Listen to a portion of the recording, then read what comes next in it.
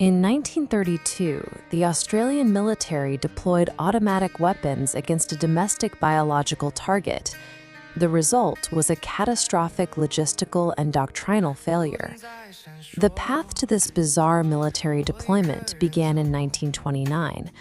When the New York Stock Exchange collapsed, global credit markets froze, triggering an immediate and devastating international depression. The financial collapse was immediately compounded by an environmental one. Severe droughts in the United States decimated agricultural yields, and massive dust storms in Gulf Plains, wiping out a critical sector of the global economy. Attempting to contain the domestic fallout, the United States and other major powers imposed strict protectionist tariffs. This effectively stalled whatever global trade remained.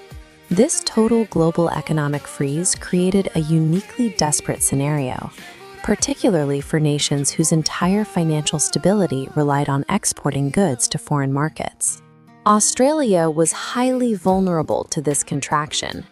Its economy was strictly tethered to agricultural exports, and suddenly the international buyers had vanished. To make matters worse, Australia had pegged its currency to be increasingly volatile British pound via the gold standard. As the UK mismanaged its own monetary policy, the Australian economy was dragged down with it. The burden fell disproportionately on post-World War I veterans. The Australian government had granted these men marginal agricultural land in Western Australia, expecting them to farm it. Now, isolated and holding worthless crops, they faced total financial ruin. These cascading macroeconomic policy failures pushed an economically desperate demographic into a corner. They were now forced into direct zero-sum competition over the last remaining viable land and water resources. The catalyst for conflict arrived in the form of 20,000 endemic emus migrating into Western Australia's agricultural zones in search of food and water. This animated diagram outlines the target's rigorous biomechanical parameters. Standing roughly 6 feet tall and weighing up to 120 pounds, an adult emu can sustain a maximum evasion velocity of 40 miles per hour across harsh terrain. The flock caused extensive secondary infrastructural damage. As they trampled fences to reach the wheat, they opened corridors for massive rabbit incursions, multiplying the destruction of the crops. The farmers bypassed agricultural authorities and went straight to the Minister of Defense, George Pearce. Pearce authorized the deployment of military personnel, provided the farmers agreed to fund the logistical costs. The deployment of soldiers to a rural farming crisis categorized an ecological pest control problem as a conventional kinetic warfare scenario.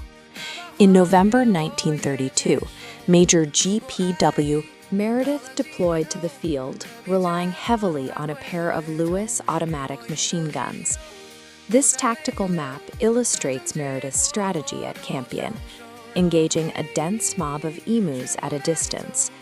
But upon contact, the targets executed a spontaneous dispersion tactic, fragmenting into rapid, multi-directional groups. This negated the weapon's mechanical advantage, wasting the static cone of fire on empty space.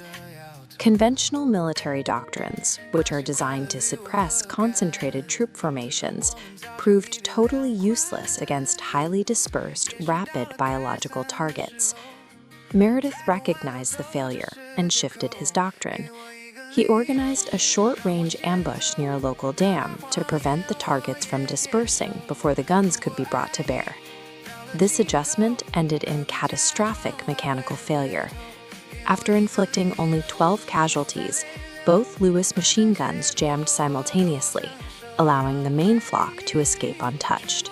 Escalating his tactics once more, Meredith ordered a machine gun mounted to the back of a moving vehicle, intending to pursue the targets at speed. This vehicular pursuit was completely nullified by the rough outback terrain. The bird's off-road biomechanics vastly outperformed the heavy truck, making targeting impossible. Every attempt to escalate the kinetic engagement only served to expose further mechanical vulnerabilities and logistical limitations within the military force. Major Meredith's field reports began to document the specific physical resilience of the avian targets. Individual birds were observed sustaining multiple direct gunshot wounds, yet they maintained maximum velocity until they reached safety. Meredith likened the birds to tanks, observing that standard infantry ballistics were not suited to neutralizing the species. This data table outlines the final operational metrics. The military deployed against 20,000 emus, expending 10,000 rounds of ammunition. The confirmed casualty metric reached 1,000 neutralized targets. This resulted in an extreme mathematical inefficiency: 10 rounds for every single confirmed kill. Expending that volume of ammunition against a non-combative, non-armored biological target represents a total failure of military application. Following the military's recall, the government instituted a decentralized civilian bounty system, which yielded a significantly higher operational success rate. But the ultimate, mathematically optimal solution to the resource crisis proved to be passive infrastructural engineering. The installation of upgraded, continuous agricultural barrier fencing permanently denied the targets access to the resources. The crisis was solved without further ammunition expenditure.